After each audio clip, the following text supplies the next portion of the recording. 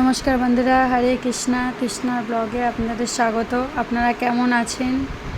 বিকেলবেলা ঘুম থেকে ছোট ছেলেটা উঠে মাম্মা খিদে পাচ্ছে বলছে।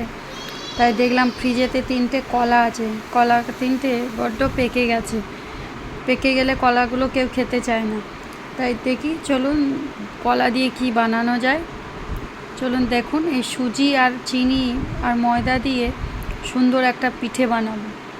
এই পিঠেটা আমার বড়দি খুব সুন্দর ভালো বানায়, বড়দির কাছ থেকেই শেখা। দেখুন, সুজি আর চিনিটা দিয়ে ভালো করে আগে একটু কলাটাকে মেখে নিলাম, দিয়ে তারপর ময়দা দিয়ে সুন্দর একটা ব্যাটার বানিয়ে নেব। 2 কাপ সুজি, 2 কাপ ময়দা, 1 কাপ মতো চিনি দিলাম। এটা শুধু ময়দা চিনি আর সুজি দিয়েই হয় পোয়া পিঠে মতো, কিন্তু এটা কলা দিলে বেশ একটু অন্যরকম টেস্ট হয়, দারুণ লাগে। কলার ফ্লেভারটা বেশ দেখুন, ওটা দুধ দিয়ে বানালেও হয় ব্যাটারটা, কিন্তু আমি জল দিয়েই বানাচ্ছি, বেশ ভালোই লাগে। চলুন আপনাদের দেখায়, আপনাদের কেমন লাগে বলবেন। একবার ট্রাই করে দেখবেন কলা দিয়ে কীরকম, কত সুন্দর টেস্ট লাগে।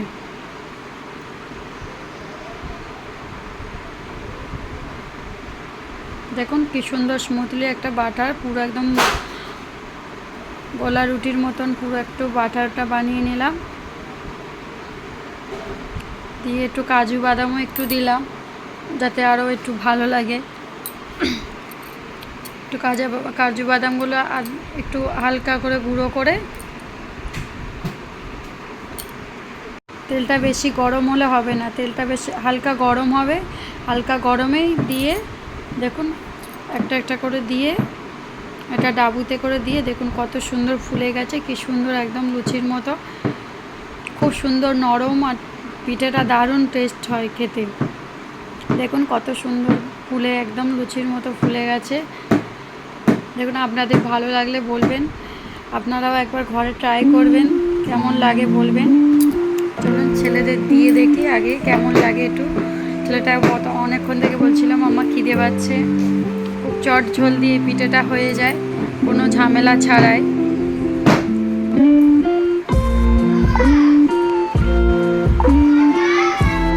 একটা একটা করে সব ভেজে নেব তেলের মধ্যে, এরকমভাবে। দেখুন কত সুন্দর।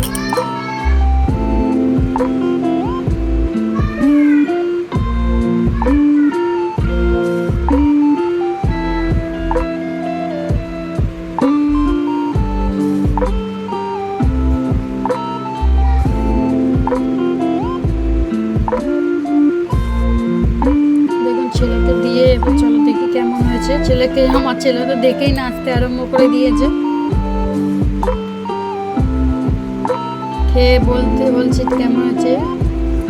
চলুন, বাই বাই, হরে কৃষ্ণা।